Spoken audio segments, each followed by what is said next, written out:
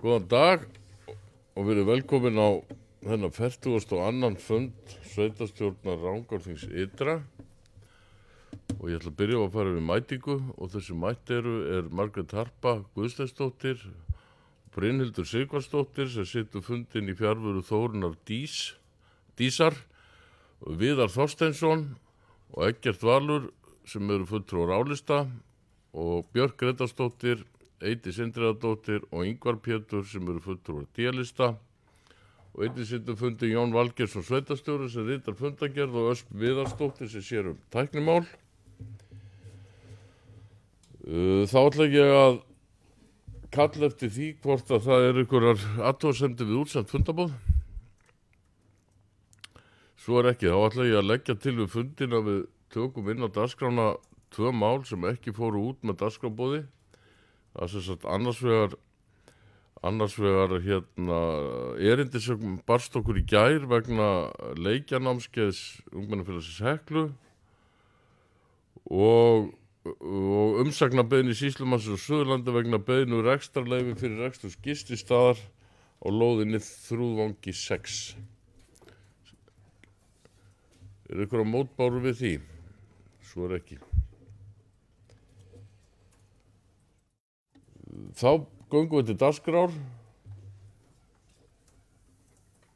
og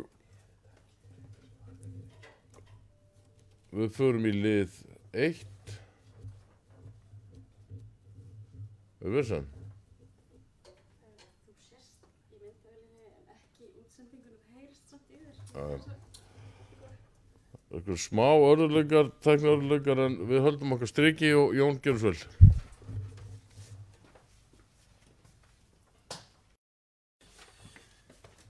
Já, góða daginn. Þá ætlum ég svona rúlega yfir svona nokkra púnta. Ég er svona á milli svona eiginlega 2 sveitarstjórnarfunda því að svona var aðeins bil á þessum púntum okkar. En það er svo sem hefur verið bara töluvert að gera í sambandi við málefni Vaðalduversins og skipulags og mála þar og verið að fara eins og funda með Landsvirkjunum ýmislegt í sambandi við þínstilling á verkefninu. Og það var þetta mjög ánægjulegt þegar kom upp að Landsvirkjun ætlar að klára leggjabundið slitlag á Landveg upp að Spenginsleið. Og það var reyndar fundur flutningarna í heild sinni frá eiginlega Þorlákshöfn og alveg upp að Vaðaldu sem er eiginlega bara áskorun í sjálfu sér. Þetta er svona nánast Íslandsmet í stórflutningum. Nú síðan er maður að reyna að fylgjast með það sem er gerast hérna út í nærumhverfinu. Ég var á fund lögfræðinga sveitarfélaga þar sem vorum að fara þessi yfir mál sem voru efst að baugi á því sviði sem er gagnlegt að pæla sig gegnum þau. Nú svo vorum við ásamt fleiri fulltrúum hérna á sveitarstjórn á landsþingi Sambands íslenskra sveitarfélaga, þar sem eru formannsskipti og fleira og fjör. Og í tengslu við það þá var ég á aðalfundi Láns- og sveitarfélaga sem er bara sóma fyrirtæki í eigu sveitarfélagana sem er svona lykilaður í okkar fjármögnun. Nú þetta er svolítið tími aðalfundana líka. Ég fór á aðalfund Flugbjörgunarsveitarinnar á Hellu og þetta er alveg frábær sveit sem við þarna höfum og við vorum með þetta fundi núna bara embættismenn að fara þessi verkefni sumarsins núna hérna í vikunni. Og svo fór ég á aðalfund Veiðifélags Þjórsár þar sem kom fram upplýsingar laxastofninn þar og ýmislegt annað. En það er auðvitað hverfist umræðan mikið verkefnar í neðurhluta Þjórsár og svona aðgerðir kringum það og ég lofa því að ég fór ekki í stjórn. Síðan var hérna samráðsfundur með Náttúruverndarstofnun, nýju Náttúruverndarstofnun og Ferðafélag Íslands vegna landmannlauga, góður gagnlegur fundur og það er ýmislegt gott að gerast þarna í efra. Síðan er hérna svona í okkar svona stóru umhverfi þá fórum við á Vík hérna félagsþjónustan og sveitafélagið og lögreglan og sýslumenn og heilbrigðisstofnunin. Við vorum á Öruggar Suðurland á Vík. Og það er ýmsar áskorun sem lögreglan og aðrir eru að glíma við og við erum bara því miður í svolítið erfiðum heimi á ýmsum stöðum. Náði aðeins að taka þátt í plokkdeginum. Mikil góð breyting að þetta sé gert svona samræmt hérna á sýsluvísu og þá taka maður kannski verið elvist meiri en það bara, maður þurfum bara að halda áfram með þetta þarfa verkefni. Nú síðan það skólanir okkar, grunnskólanir, ég fór að vorhátíð Helluskóla og áttsetið Laugalandsskóla, frábært að sjá það hjá krökkunum og mikill skóli hjá þeim að koma fram og þetta er ómetanlegt að þjálfa fólk upp í framtíðina með þetta í huga. Síðan var bæjarstjóraþing sem var haldið í uppsveitunum, þar sem við vorum nú að fara á kunnugar slóðir hjá mér, en það eru ágætt að hitta kollega og vikka tengslanettið og skoða hvernig menn eru að leysa ákveðin verkefni. Því það er allt á fullu hérna á Suðurlandinu, eins og við vitum. Og síðan var nú bara hérna í bara síðustu helgi, þá var fjölmenningarhátíðin á Hvolsvelli, hún tókst afar vel og við vorum svona kannski svona hlýða þáttengundur því, hvað með nýtt fjölmenningaráð sem svona er hérna svona í anda þess sem er í Eystra. Og það væri sem sagt svona í kjölfara þess að við erum orðin svona með ákveðin form á þessu að halda næsta fjölmenningarþing hérna á Hellu á næsta ári.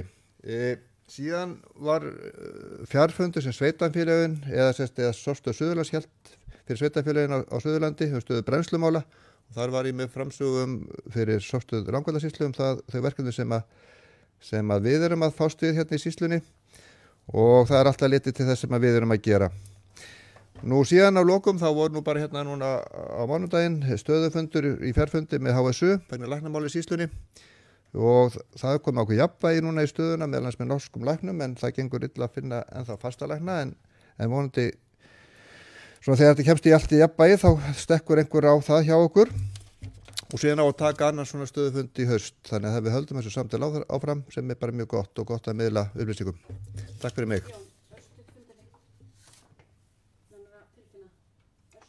Það er smá fundarhlé.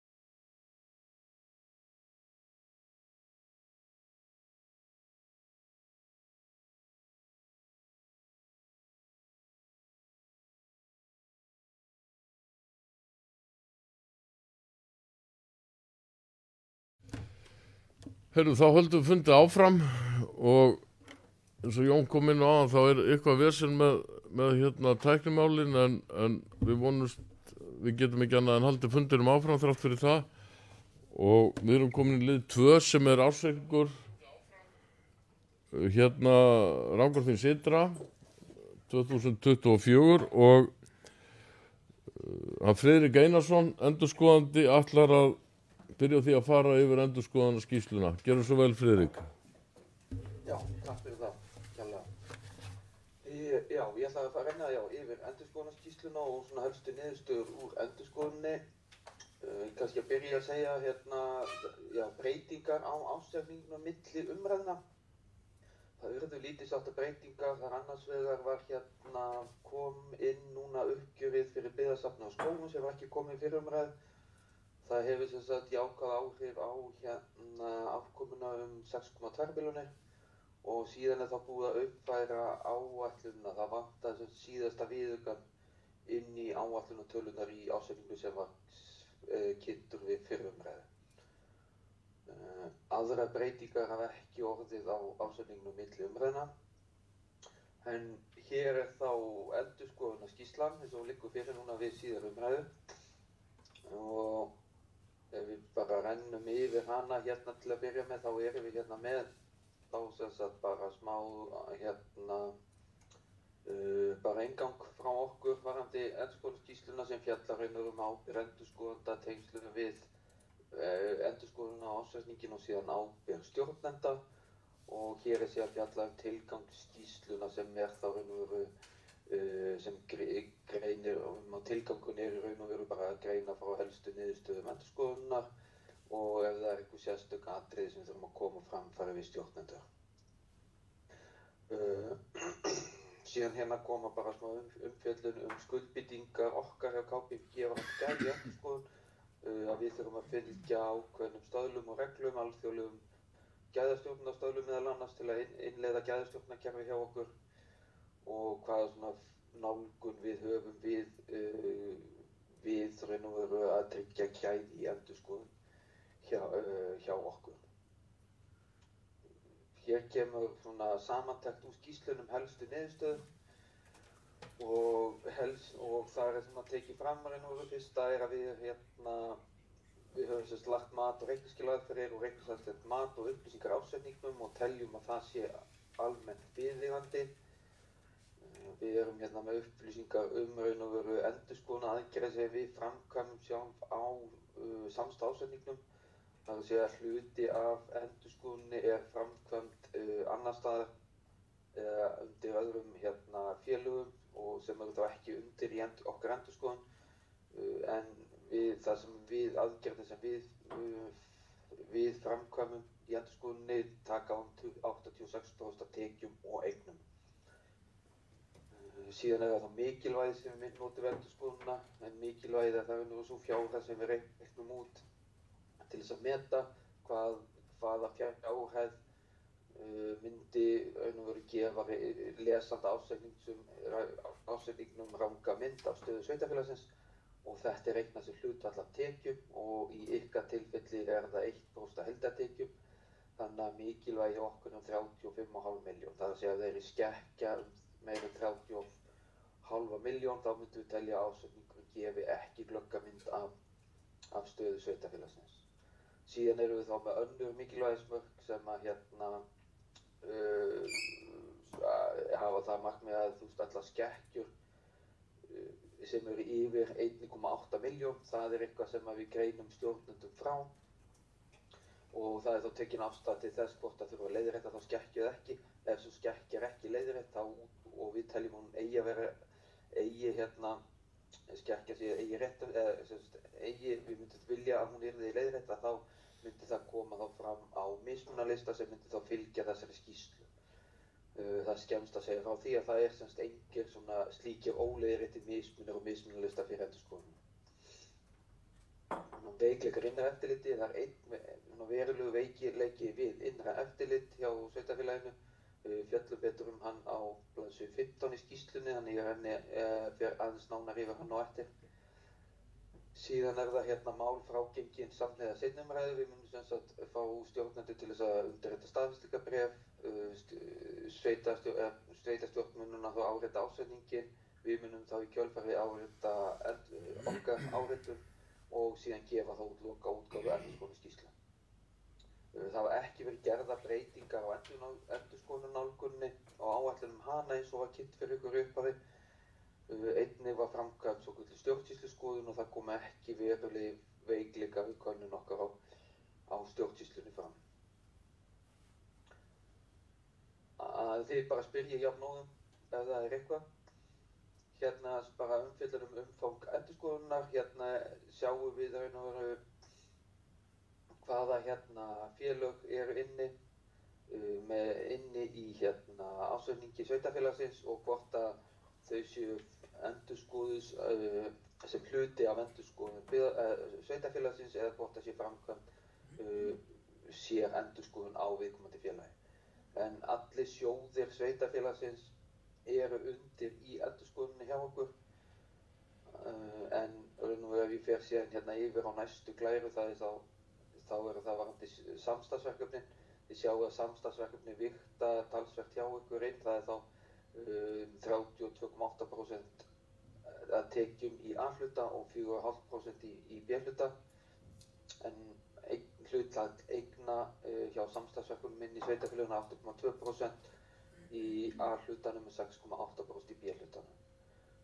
Hérna er síðan aðeins sundurliðun á þessum byggðasamlögum og hvað hvert og eitt þeirra vigtar mikið inn í ársreikning sveitarfélagsins og einnig eru þá upplýsingar stöðuna á ársreikning einstakra byggðasamlaga.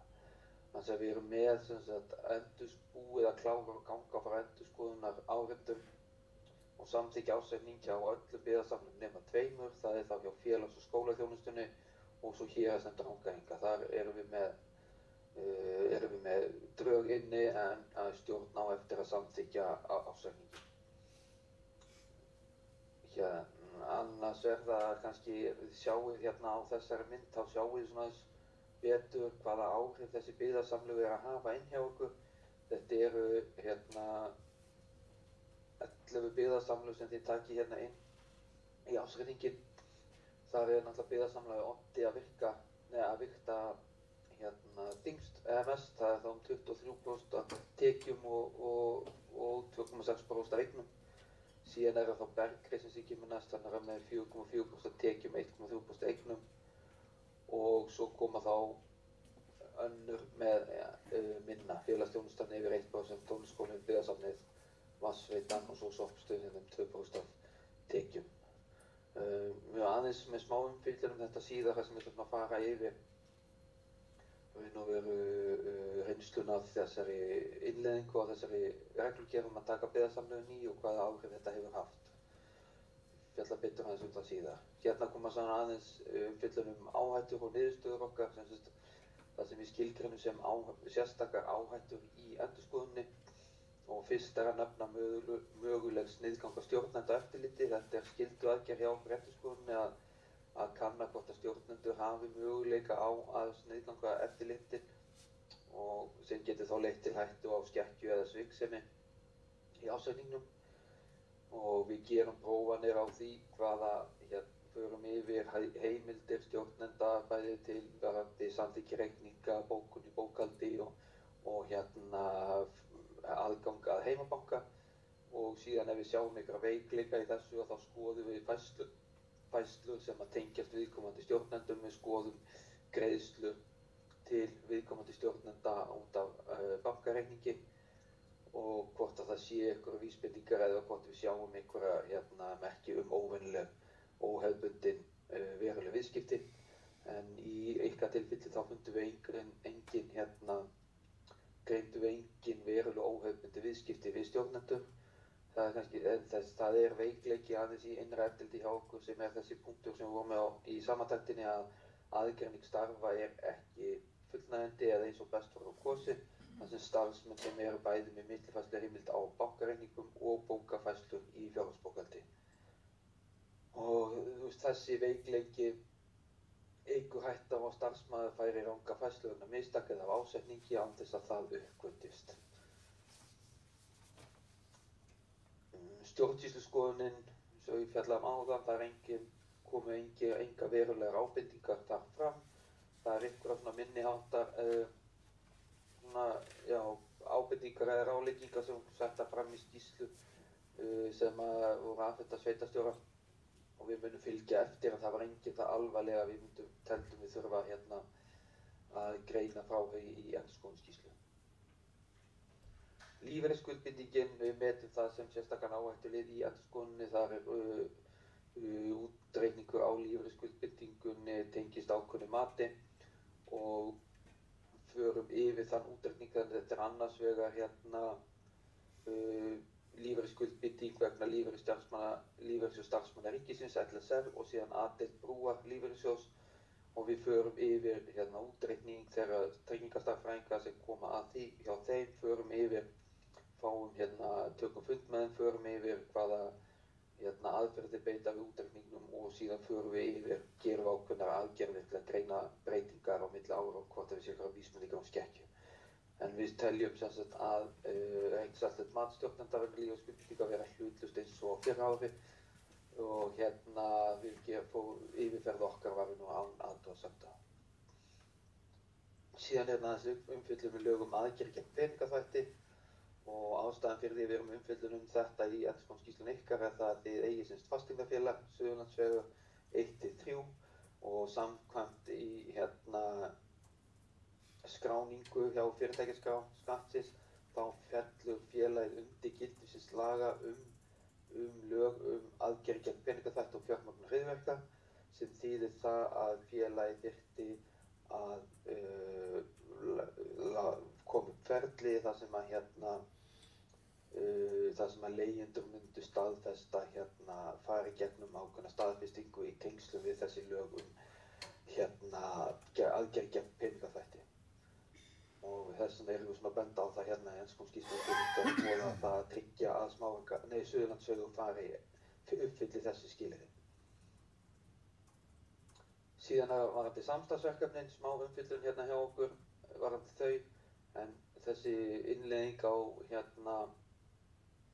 á þessari breytingu á reglugerðinni sem kom árið 2021 og kom þá í gildi fyrir ársreikning 2022 að sveitarfélög þyrftu að færa inn hlutdeild af öllum byggðasamlögum og samstarfsverkefnum, sameignarfélögum, sameignarfyrirtækjum og önnur félagform með ótakmarkaða ábyrgð að færa það sem sagt inn í ársreikning sveitarfélagsins.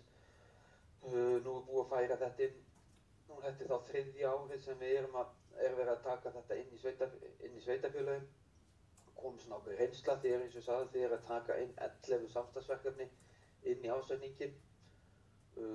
Okkar vinna við þetta felst raun og veru í því að fara yfir að tryggja að þessar upplýsingar sé að skila sér rétt inn í ársreikninginn og búið sé að netta út ákveðin viðskipti þannig að við séum ekki að tvítelja fjárhæðir og okkar svona ábending við þessa skoðun og þessa reynslu síðustu 30 ára að við mælum svo sem með því við sveitarstjórn og hún skoði hvort ástæða sé til að taka inn áhrif allra þessara verkefna í reikningsskil sveitarfélagsins og við erum þá að horfa svolítið inn á mikilvægis viðmið það að þau byggðasamlög sem hafa óveruleg áhrif að hvort að það sé nauðsynlegt að taka það inn í reikningsskil sveitarfélagsins og þá erum við að tala hugsa þetta 1% tekjum, eignum og skuldum. Að ef þau eru undir þessu að hvort að þið myndu þá taka ákvörðun það að vera ekki sitja þau inn. Þetta bara hugsa meðal annars bara varðandi umfang tíma versus ávinninga af því að sitja þetta inn. Þetta felst í þessu ákveðin svona viðbóta vinna og viðbóta flækjustig við gerð ásetningsins. Þannig að það kannski borgar sig ekki að vera elda uppi að fá ásetninga fyrir félög sem að hafa svona óveruleg áhrif inn í reikningsskilin.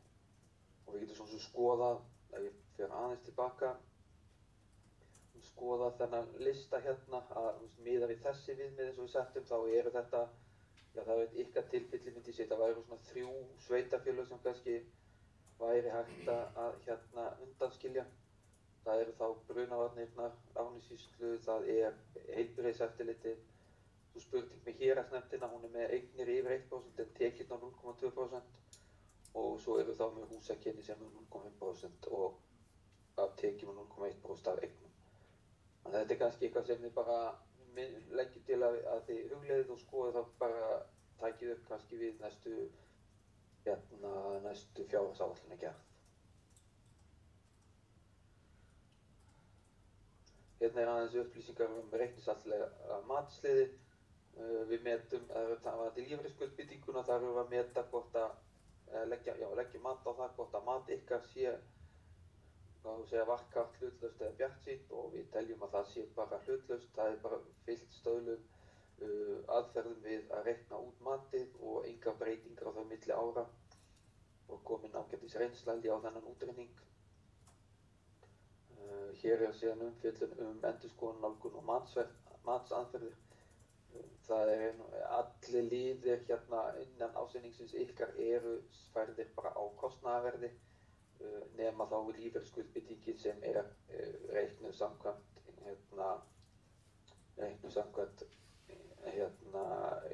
aðferðum tryggingastarfræðings og síðan sjáum við hérna þessi merki hérna DEOS sína hvernig við erum að nálgast þetta í endurskoðuninni.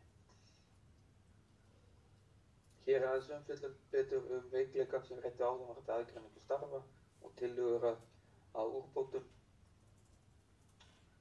Aðeins varðandi óhæði okkar sem endurskoðanda.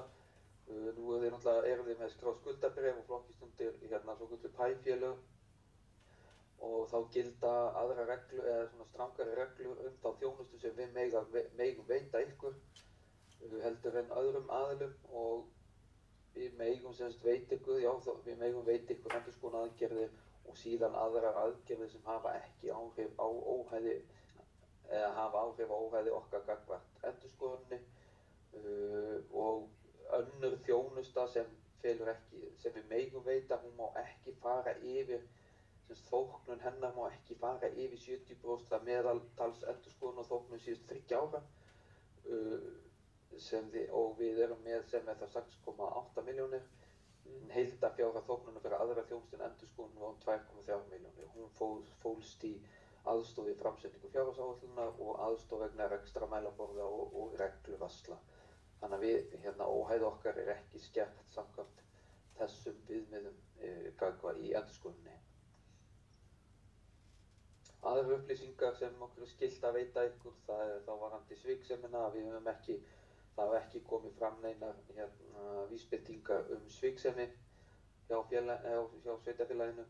Það kom engar vísbendingar fram að lög fylgt við rekstur sveitarfélagsins. Við fórum yfir viðskipti við tengda aðila og það voru engar vísbendingar fundum engin verulega óvanleg viðskipti við tengda aðila. Það voru ekki verulegir erfiðleikar sem komu upp við endurskoðunina, það var þýðir það að við samstarfið við stjórnendur og sveitarfélagsins gekk vel, við fengum aðgang að öllum þeim upplýsingum sem við vildum, þau svöruðu þeim spurningum sem við bárum fyrir þau, þannig að það kom ekkert upp sem þarf að upplýsa hér og engin önnur mikilvæg atriði sem þurfum að benda á í tengslum við tengslu endurskoðunar sem okkur finnst eiga við erindi á borð sveitarstjórna. Síðan aðeins smá viðauki við endurskoðunarskýrsluna. Hér svona staðfesting á gæðakerfi KPMG og síðan smá umfjöllun lykiltölur og fjárhagsáætlun 25-28.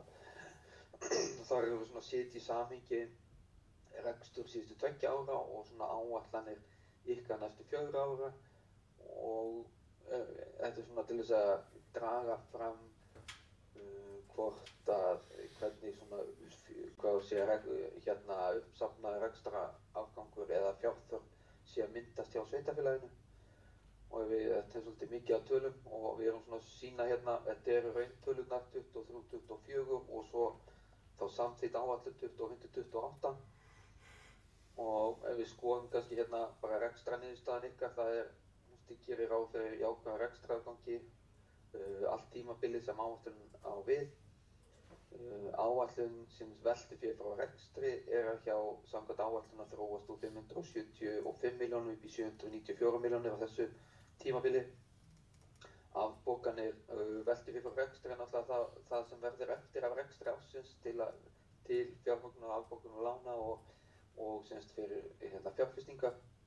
Og afbókanir langtímalána eru að þróast úr 280 milljónum upp í 307. Þannig að uppsafnaður afgangur af rekstrinum þessi 4 ár eru þá 1,6 milljarður á þessu tímabili. Það þá það sem eftir til fjárfestingar án lántöku og þið gerir þá ráð fyrir fjárfestingu upp á 2,8 milljarð á næstu 4 árum. Lántaka gerir sér ráð fyrir lántöku upp á 1,6 milljarð. Þið áttu ykkur, það náttúrulega inn í þessum tölum 25 náttúrulega byggðasamlögin, þannig að þau hafa aðeins áhrif þarna. en uppsafnað semst afgangur, það er að segja þá uppsafnað semst rekstrarafgangur eftir afborgun lána að frádregnum fjárfestingum að viðbættum lántökum er það 468 milljónir. Það er að segja áætlun gerir ráð fyrir að þið munu að uppsafnað semst afgangur, greiðsluafgangur er 468 milljónir að teknu tilliti til fjárfestinga og lántöku á tímabilinu. Rekstrarjöfnuðurinn samkvæmt sveitarstjórnarlögum, það er gert ráð fyrir að hann sé jákvæður á öllu tímabili áætlunarinnar. Skuldahlutfallið, það er þróast úr 100% á að fara 100% á næsta ári niður 89% og skuldaviðmiðið eins og skilgreint í reglugerð er þá áætlað að hann verði 70% á næsta ári en fari niður í 53% í lok áætlunar tímabilsins. Þannig að það er engin eins og áætlun er sett upp að þá er engin rauð flögg neitt í henni. Síðan erum við þróunna á nokkrum lykilstærðum, það er að segja skuldaviðmið, sjáum við þróun eins og hún er á tímabilinu, hún er núna 49,5%, þá gert ráð fyrir 70% í áætlun 25 og að fara niður í 52,9%. Síðan er þróun og áætlun tekna, sjáum við að tekjur milli ára núna, það er að aukast 15,5%, það er þá gert ráð fyrir 3% aukningu á næsta ári miðað við þetta og svo 6,8%, 5,74,4% á tímabilinu. Rekstrarjöfnuðurinn þá þróun á honum, hvernig hann er að aukast á tímabilinu og framleiða hlutfallið er áætlað að það aukist einnig á tímabilinu og endi í 19,2% í árslok 2028. Er ykkur á svona spurningar varðandi þessa skýrslu?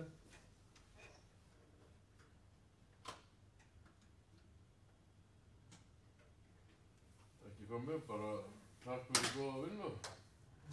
Já. Takk sömuleiðis fyrir samstarfið. Erum við þá að klippa hann út? Nei, það ekki. Þá þakka ég fyrir mig. Já, takk fyrir þetta. Já.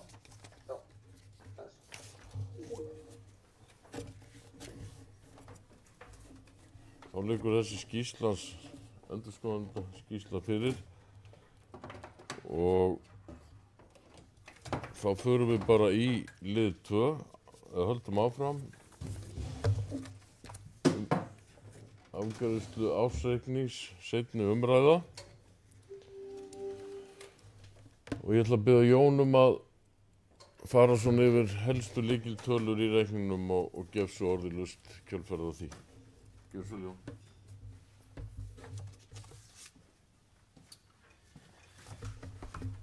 Já, ef við svona aðeins rúlum yfir ársreikninginn svona stuttlega, svona helstu lykiltölur. Friðrik kom nú inn á svona ýmislegt líka sem tengist þessum málum sem ég ætla nú aðeins að minnast á. En svona heilt yfir það bara gekk rekstur ársins 2024 bara með ágætum og var í samræmi með áætlanir og vel það.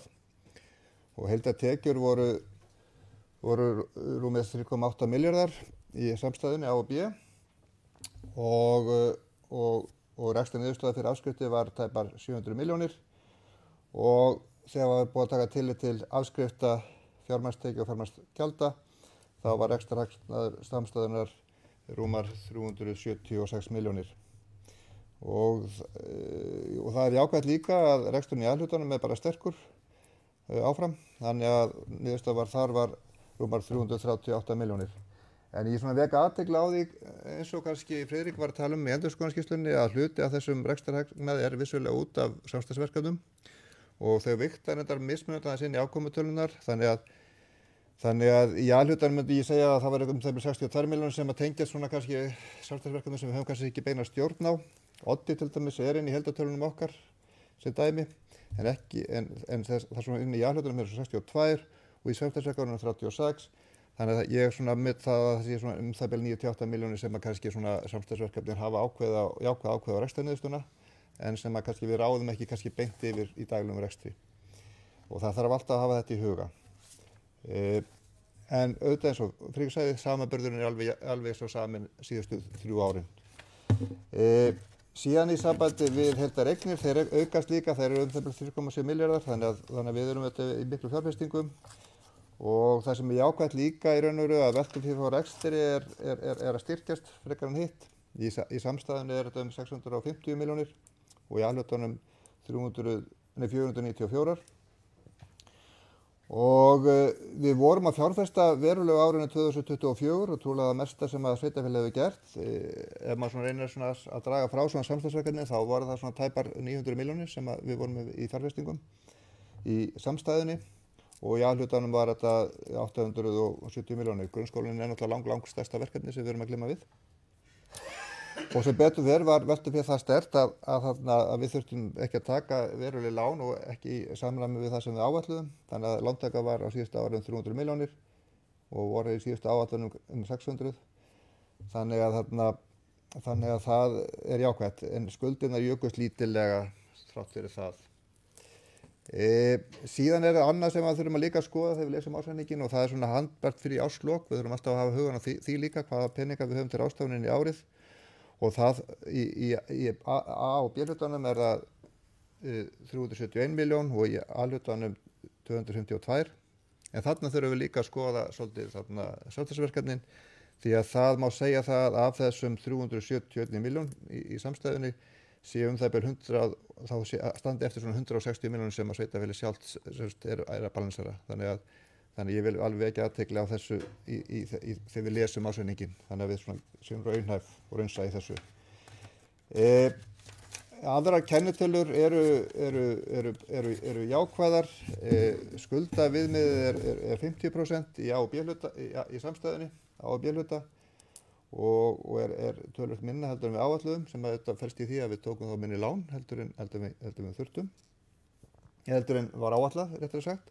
Og skuldahlutfallið er í kringum 81% sem er svona svipað bara og var á árinu 2023 sem er jákvætt og töluvert minna heldur en við áætluðum. Og sama sem er veltufé frá rekstri, það er í kringum 3,47 og veltufé frá hlutfallið 1,2 sem er svona bara alveg heilbrigð merki sterkan rekstur. Þannig að niðurstaða ársins er ágætt.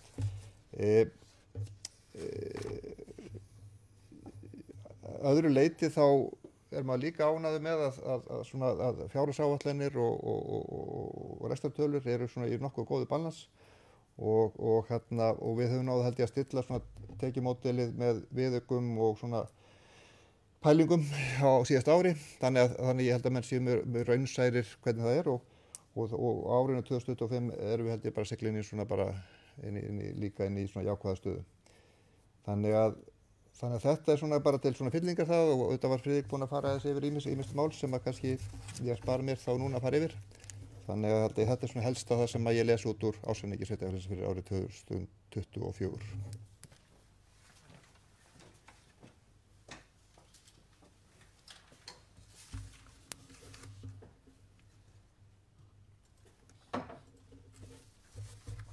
Takk fyrir þetta, Jón.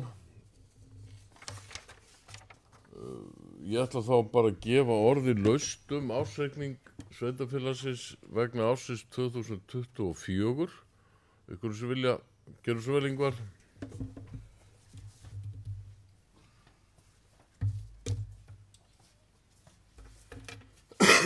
Já, oddviti.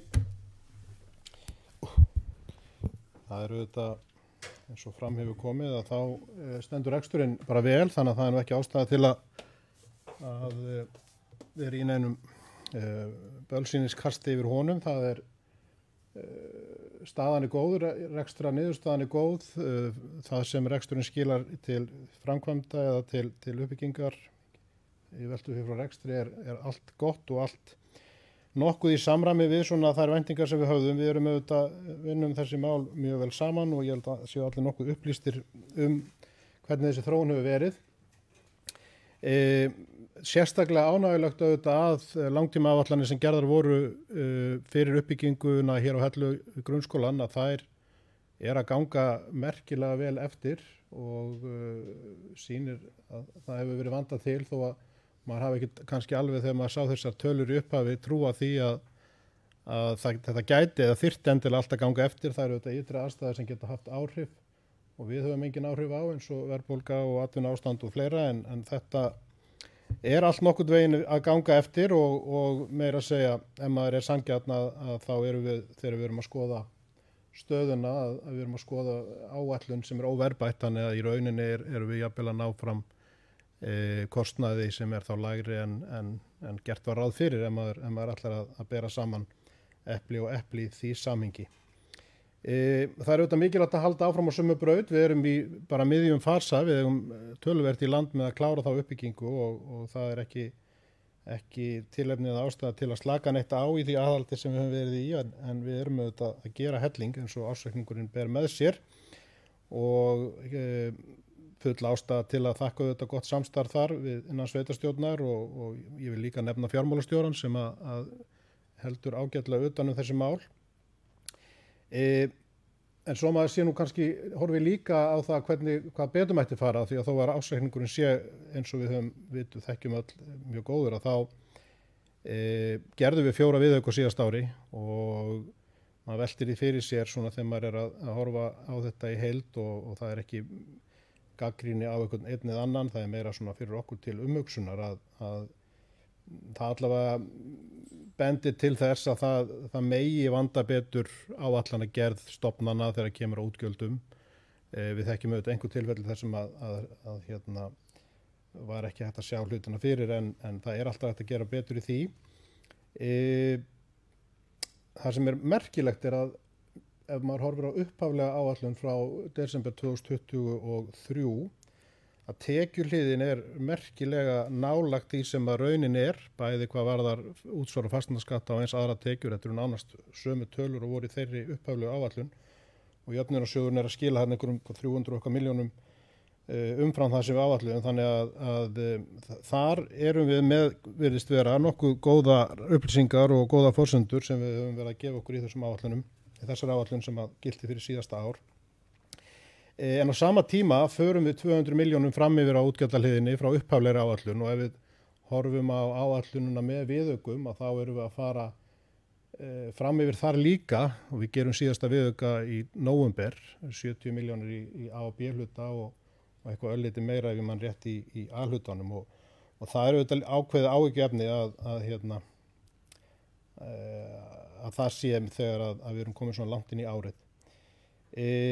Og þetta eru stórar upphæðir, 70 milljónir á B-hluta og rúmlega það í A-hlutanum og það hefði verið ágætt fyrir sveitarstjórnina að geta forgangsraða þeim fjármunum í annað. Þar nefni ég til dæmis mál sem að við höfum margoft rætt, dagdvöl fyrir heilabilaða eða hreinlega upp í fjárfestingu í stað lántöku sem að þó eins og fram kom hjá sveitarstjóra var undir áætlun. Reksturinn hefur heilt yfir gengið vel og ég vil bara ítreka það og ítreka gott samstarf og leggja áherslu á áframhaldandi vilja okkar til að vinna með meirihlutanum ráðdeild í rekstri og áframhaldandi metnaðar fulla uppbyggingu. Ég hef ekki meira að segja sinni, þetta er nú sannlega stærsta ræða sem maður geti haldið svona viðamikinn ársreikning en það ekki tilefni til þess að fara neitt dýbra í það en það held ég að við getum öll verið sammála að þetta heilt yfir ágætt. Stutta bókun á þetta. Takk fyrir það Ingvar fyrir þessa ágætt yfirferð og ég held ég geti bara tekið undir hvert orð sem kom fram hjá oddvita D-lista. Eru fleiri sem að vilja taka til máls? Ingvar hefur boðað bókun. Ef að svo ekki þá held ég að ég beri bara upp ársreikningin. Þessi geta samþykkt ársreikning sveitarfélagsins fyrir árið 24. Hún er samþykktur samhljóða. Og Ingvar boðað bókun, gerðu svo Ingvar.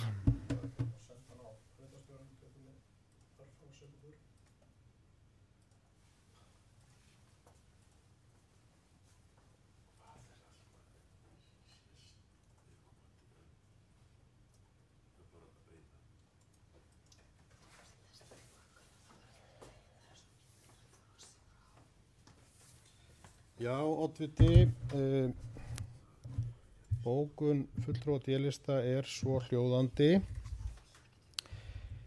Fulltrúa D-lista lýsa ánægju með að aðkoma sveitarfélagsins sé svo góð sem og ásetningur ber með sér. Sérstaklega er ánægjulegt hversu vel langtíma áætlanir sem gerða voru fyrir uppbyggingu skóla og mannvirkja hafa staðist í öllum megin atriðum, þó vissulega hafi verið hægt á verkefnum af þekktum ástæðum. Mikilvægt er að halda áfram á sömu braut í fjármálum, þannig að reksturinn verði áfram jafn burðugur og geti staðið undir þeirri gæða þjónustu sem sveitarfélagi veitir og frekari uppbyggingu þar á. Vert er að þakka fjármálastjóra fyrir gott utanumhald fjármál sveitarfélagsins. Þó afkoman sé með ágætum eru þó atriði sem ástæða er til að huga að til framtíðar. Fjöldi viðauka við áætlunum á árinu bera með sér að úrbóta sér þörf varðandi undirbúning fjárhagsáætlunar hjá stofnunum sveitarfélagsins.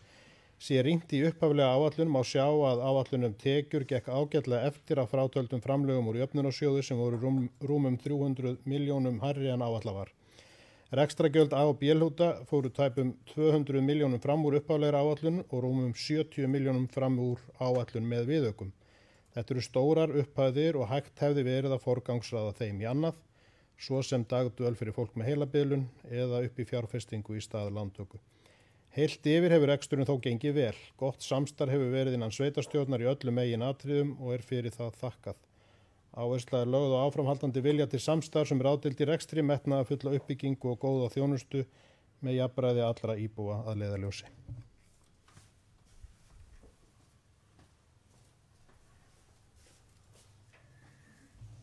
Takk fyrir það, Ingvar. Og áður en við ljúkum þessum liða þá ætlar Margrét að leggja fram bókun meirihlutans. Gjörðu svo vel, Margrét.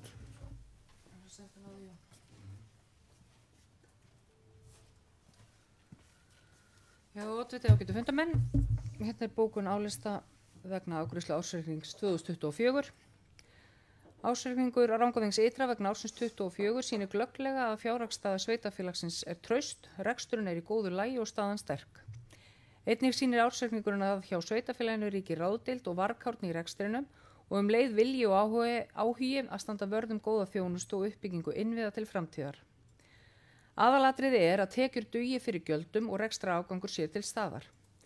Hafa ber í huga að gjöld og skattar á íbúa eins og til dæmis fasteignagjöld, leikskólagjöld og fleira eru með þeim lægstu á landinu. Fjöldi verkefni er fyrirhugaður á næstu árum og mikilvægt að haldið sé utanum þau af festu og yfirvegun. Rekstrarafgangur A og B hluta er 376 milljónir, þar af er rekstrarafgangur A hluta 338 milljónir og er þetta því besta rekstrarafkoma frá því sveitarfélagið var til. A-hluti er sá rekstrarins sem fjármagnaður er að öllu leyti með skatttekjum. Samtals rekstrarafgangur af samstæðu Rangárþings ytra þar sem af er þessu kjörtímabili eru tæpar 900 milljónir króna. Skuldarhlutfall sveitarfélagsins helst óbreytt á milli ára þrátt fyrir að mestu framkvæmdir í sögu sveitarfélagsins séu í gangi, en framkvæmd var á síðasta ári fyrir 900 milljónir króna. Það er skoðun okkar að það skiptir miklu máli að íbúarnir finni að þeir tilheyri samfélagi sem nýtir fjármuni þeirra á skynsaman hátt og ávinningur skili sér í betri þjónustu við þá sjálfa. Góð rekstrarafkoma á síðasta ári endurspeglar markvissa stefnu og faglega fjármálastjórn sem býr til sterkan grunn til að halda áfram að styrkja sveitarfélagið og bæta enn þjónustu við íbúa. Álistinn horfir til framtíðar með ábyrgð og bjartsýni og mun halda áfram að byggja upp gott og öflugt samfélag þar sem meðal annars fjárhagslegu styrkur sveitarfélagsins nýtist öllum íbúum á raunverulegan hátt. Og undir þetta ritum við Margrét Harpa, Eggert, Brynhildur og Viðar. Takk. Takk fyrir það, Margrét. Ég mér langar til þess að núna að gera stutt fundarhlé og freista þess að endurræsa kerfin þannig að við getum verið í mynd á fundinum. Gerum stutt fundarhlé.